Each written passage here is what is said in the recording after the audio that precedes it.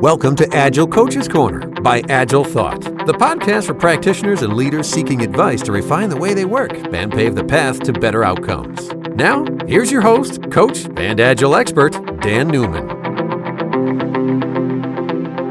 So with me today is Ryan Dorrell, the Chief Solutions Officer and one of the co-founders of AgileThought. And we're going to be exploring the topic of product management. So thanks for joining, Ryan. Thanks, Dan. Great to be here. All right. When you think of product management, maybe you can you give us a little bit of a taste for what comes to mind for you around that topic? Sure. So when I hear the term product management, and I'm specifically talking about software product management, I think about all the stuff that you've got to do to think about really defining what that software product is, what market it's for, who are the personas of the people who are going to be using it, how are you going to create an experience for them that's very delightful and fun to use and highly engaging and gets the job done in a very clean and nice manner. And something that perhaps solves a problem in a unique way that maybe they haven't thought of solving that problem like that before. So it's a different kind of skill than I think what a lot of us in sort of the software delivery world are sort of used to. It's a little bit of a higher level thinking around what is the product we're building, why are we building it, who are we building it for, what problems are we solving. Yeah, that's completely different than what I was used to in project management world, or even as a developer when we were delivering things when I was fresh out of college at a different place. We would get a requirements document. It was all the stuff that we needed to do. And then even as we got into Agile and Scrum at another place, we were still consuming backlogs. There wasn't really much of a concept of product. It was still largely a product sense. Yeah, I think, and I've kind of experienced the same thing throughout my career is that what we're building and how we're going about building it, how we're going about building it and can be two really disconnected things. And I think particularly in enterprise software delivery, I think it's my opinion in that is that the product management aspect of it kind of largely gets ignored, or we just don't know how to do it, or we don't think about actually needing to do it. And then to your example of, you get a requirements document or you get a backlog of work. I mean, I think that's the experience of most people in enterprise software today who do enterprise software development. They're given orders. They're given a list. They're like cooks in the back of a kitchen. The ticket comes in with the order on it, and that's what they have to make. And they don't get a lot of input on exactly, why that might be a great solution for the individual who ordered that meal. So those two things are pretty disconnected, and I think there's a lot of thinking going on, but I think it hasn't really been married in terms of the software delivery side of it and the product management side of it. I still think there's a big disconnect in our industry right now between those two things. Yeah, and why do you think the industry struggles with that disconnect, or why does that disconnect exist? Yeah. Why does that disconnect exist? Well, I think we struggle with it because it's hard. It's hard enough to deliver software, and then to have to kind of think about the product management side of it. It becomes quite a bit. It's a little bit of a diverse a skill set. So just the sort of breadth of it maybe is too much cognitive load for somebody to think about. And I think particularly the Agile software development community, I think, has done an outstanding job over the last decade, really kind of solving the problem of delivering software. So, given a nice clean backlog of work to do, to go from there to software in production, I think those problems, there's still certainly some challenges, but by and large, those problems have been solved. We have techniques, many techniques for doing team-based software delivery. Obviously, the rise of DevOps in the last last couple, 3, 4, 5 years has been pretty huge. So we understand how to flow software out through from team to production really, really quickly and smoothly. But I think if you take a step back, there's all this work that needs to happen up front to figure out, well, what the heck are we even building in the first place? I don't think the Agile community has addressed that in the way that other parts of the software, overall software development community has. And I'll pick on Scrum here a little bit, and I'm a huge, Scrum advocate, but it doesn't say really hardly anything about how to manage a product. And maybe it wasn't designed to do that, but that's a critical skill you need to have if you're going to create a software product and take it to market, or take it to internal or external customers. And it's largely ignored. So I mean, I think there's a lot of good thinking and work that are being done out there around product management. We've got to bring those two worlds together. Yeah, I've spent a fair amount of time in Scrum training classes delivering those, and one of the points that we make all the time is Scrum's a framework. It's super lightweight, and it doesn't tell you a lot of the hows, and you're spot on. It doesn't say anything about how the product owner is supposed to come about having a backlog that is optimized for value. Right, yeah. And then you also touched on the diversity of skill sets. So if we've got somebody who's in the Scrum product owner role, who's working with the team to make sure they understand a prioritized backlog for value, and they're working with a diverse set of stakeholders, a lot of times going out and really doing market research or personas, you'd mentioned kind of looking at the experience that person has, there's not enough hours in the day for that. So it does make me think it's not a one-person job to do the product management as well as the product. No, and and I think it is a different skill, and it's a hard skill. It's a lot softer skill. Doesn't require technical understanding as much. It requires a lot of creativity. It requires just a very different kind of mindset towards how to solve problems. And it's very hard for people who I think are in software delivery to make that leap sometimes. Because it is such a different mindset towards it. It is a different mindset. So given that it's a different mindset and requires a different skill set perhaps, and it's not within the most popular Agile framework out there right now, what can folks do to fix it, or how, what kind of tips or techniques do you have for people around that? I mean, one is to go start learning. And at least start to understand that aspect of taking products to market. And there's tons of good resources out there, and I think we can talk about those a little bit later because I'm reading a couple things now, but that I'd like to share with everyone. But start learning, start at least, and I'm not saying become an expert, but start understanding that aspect of it and that sort of universe that exists over there. And I think it can be pretty enlightening for a lot of people. It is, product management can be really fun, energizing, hard work, just like doing software development and delivery is, but it's a very different kind of creative outlet for you as well. So, that's where I would get started is go, and we'll talk again. I think we can talk about these later, but there's a lot of good, stuff out there around product management, lean product management. There are people in the Agile community who are talking about this as well, who I'd kind of lump into the Agile community. Jeff Patton, doing a lot of great stuff. He's got his book, User Story Mapping, which is a great place to start. Chris Spags here at AgileThought, he has done a lot of really cool stuff in the product management, product design space. But again, it's like picking up a whole new career path. If you say, well, I'm a Scrum Master, but I want to be a product manager.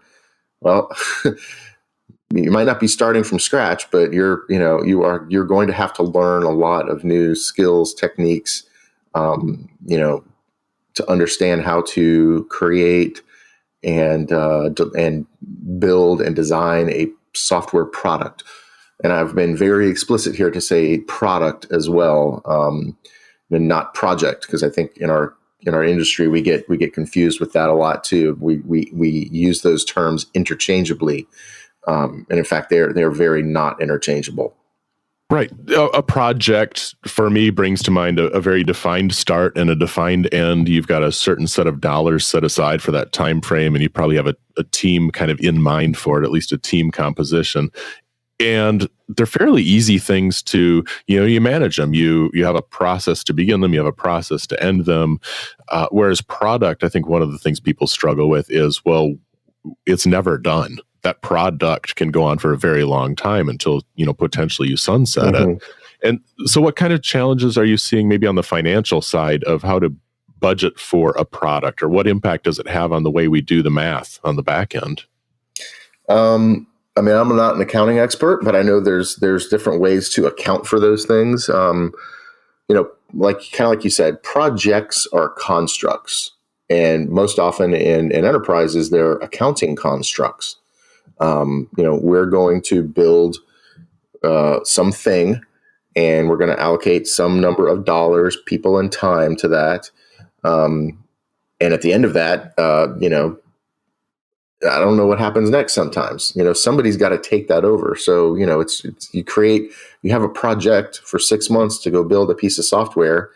It's not free after those 6 months, that piece of software is not free. You've got to address some sort of continuous investment in that to keep it going, be it maintenance or bug fixes or, responding to change. I think that's a big thing, right? If you're taking that's the whole, that's the whole deal behind Agile, right? We want to be able to respond to change.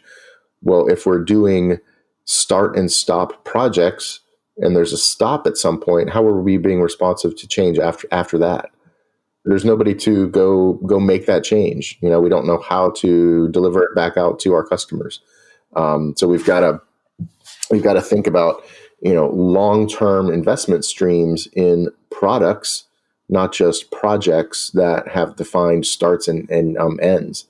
There's a lot of good conversation happening in the Agile community right now around project versus product, that people can become engaged in, and there's some really, really interesting thinking around that. And there's people that are a heck of a lot smarter than me who can talk very eloquently about the pros and cons of each of those things. And I don't know if projects have any pros, but certainly it's a different way of thinking about it. And there's a lot of value in thinking about a product portfolio and not just managing a bunch of projects. Yeah, I felt like we needed that legal disclaimer. This does not constitute accounting advice when you started talking about it.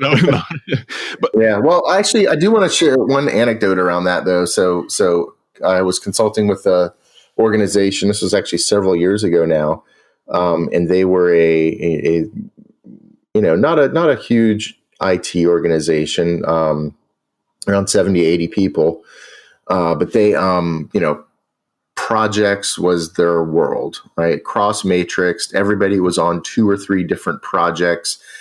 Everybody did these extraordinarily complicated timesheets to make sure that we're accounting for their time, which is dollars, which can be assigned to projects. And then that project has some potential return value on it. And there was a significant amount of overhead just in capturing that information, having people try to say, okay, well, how much time did I spend on that last week versus this project? I'm on 3 different projects, and then all the accounting and approvals and workflow that has to happen to go to create all this data that is probably not being used or not very valuable anyway.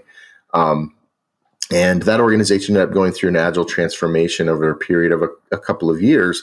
And I remember very distinctly one huge milestone, which I was very, very happy to see with them, is they really went from that project focused delivery to product focused delivery.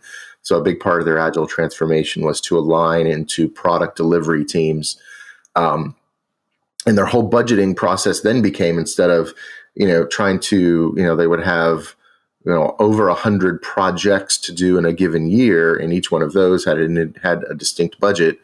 They had their I think 12 or 13 teams, and they knew exactly what that team cost every year, and they knew what products were supported by that team, and that was the math. If for example, they had an iPhone and an Android app that they supported for that supported their business, and they had a small team of people that worked on those two applications, so they knew what their investment in those two products was every single year. It was those 3 or 4 people's salaries plus overhead, and they can make investment decisions in those two products in a very, very simple way without having to come up with projects and budgets for those projects. It was much more simple math, and it got to the point where they stopped timesheets, and all the staff there were certainly very thrilled about that.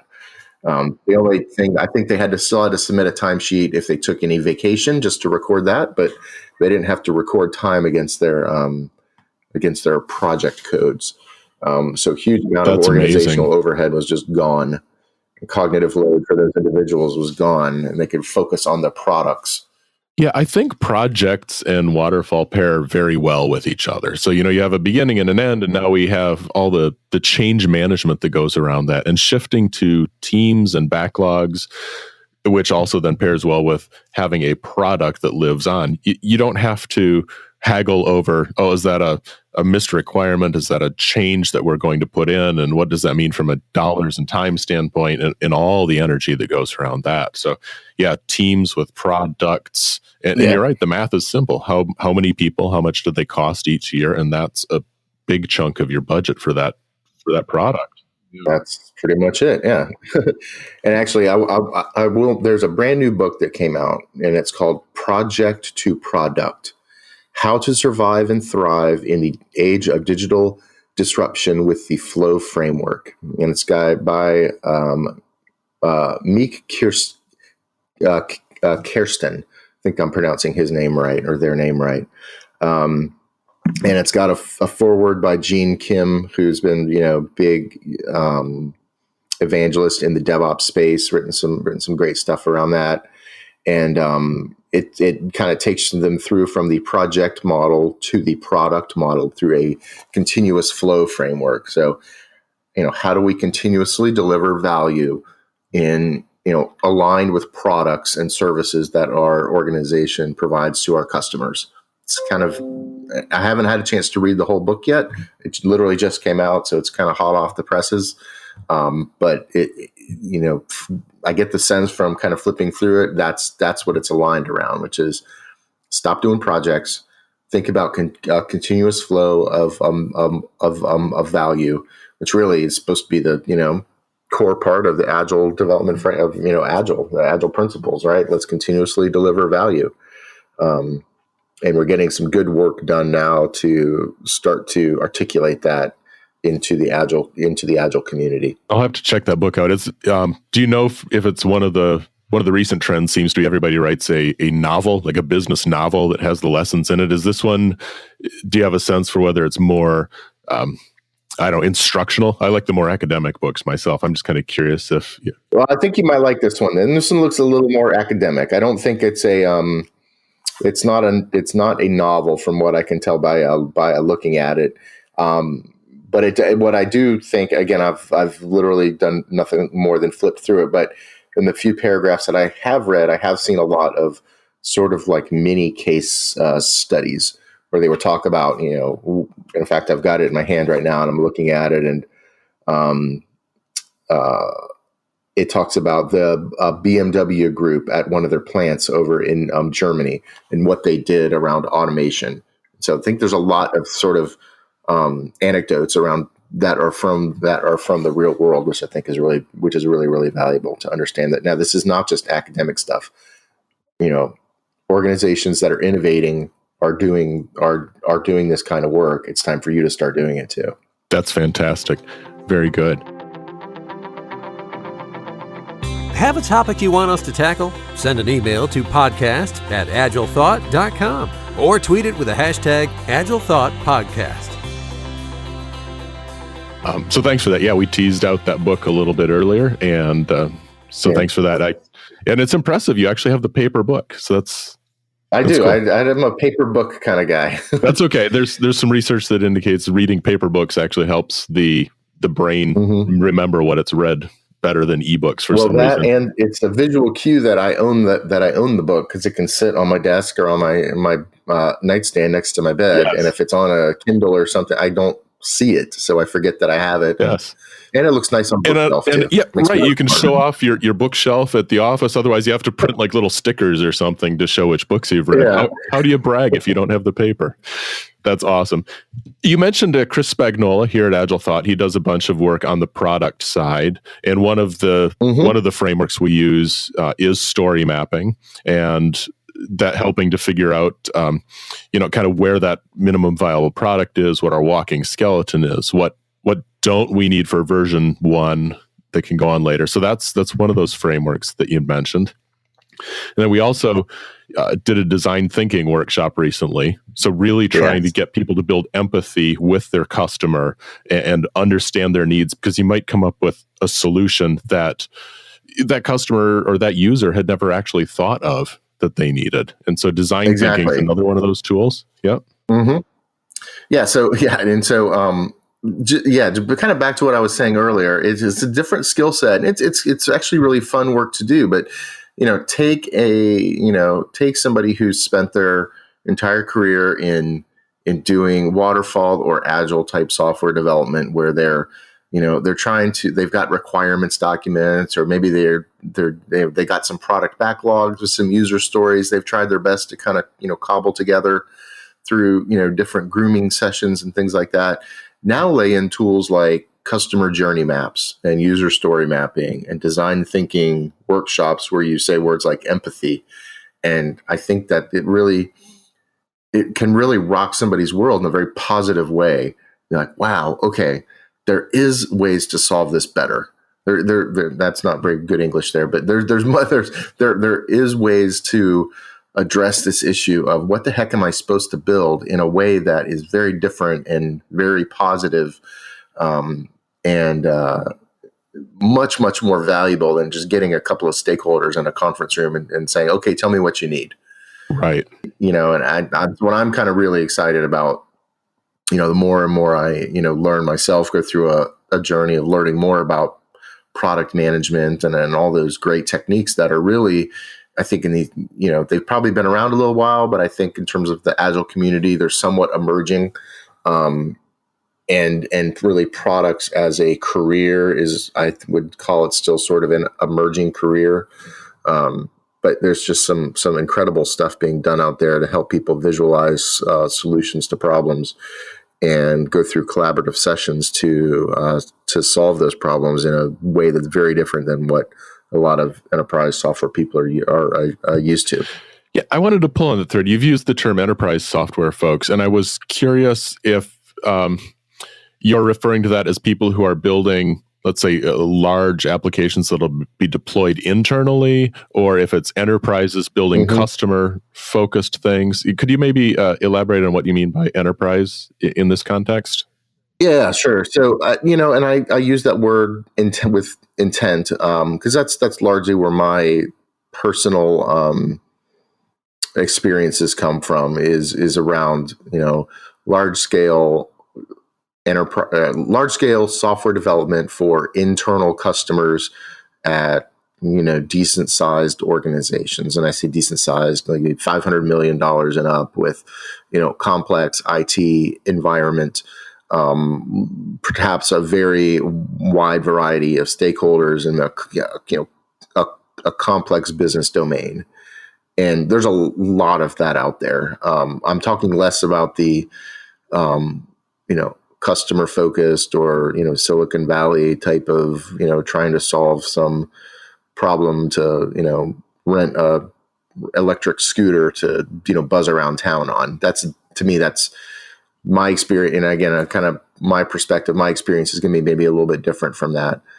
People who live in that world, but I'm kind of talking really at the people who are out there building those business systems that run large organizations behind the scenes, and there's a lot of that out there.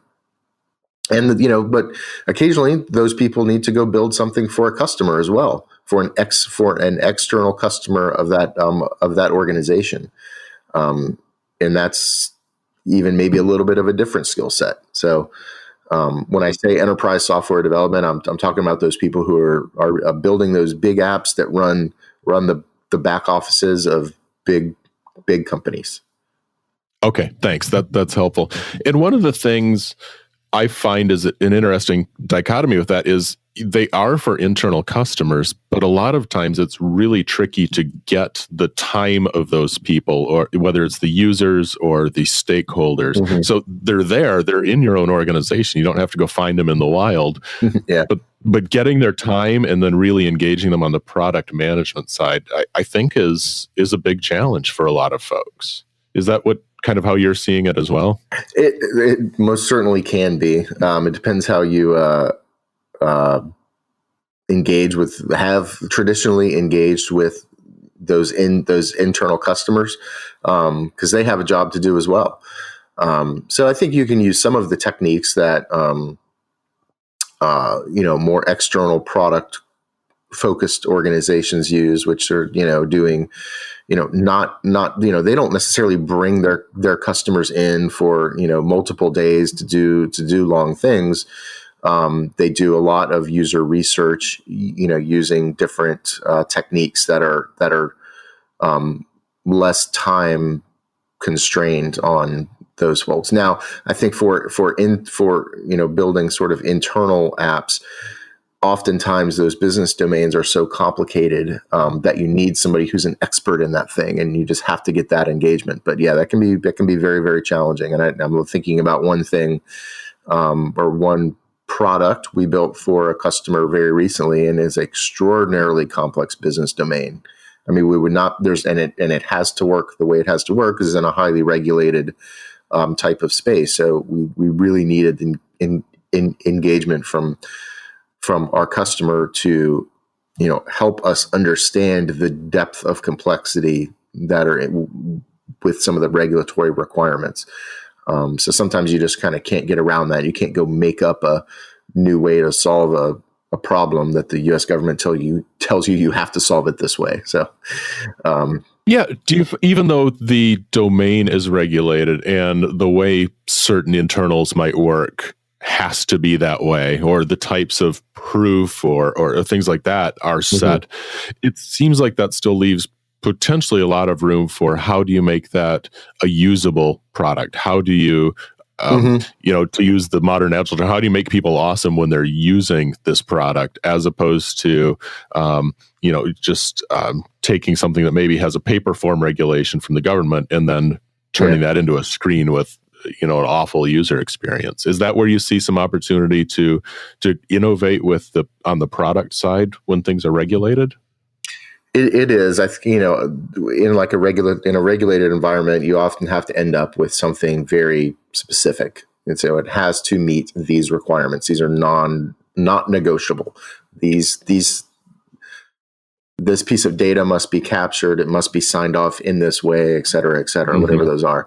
Now, the way an individual interacts with that system and what they see and what they touch, that can be a lot more creative.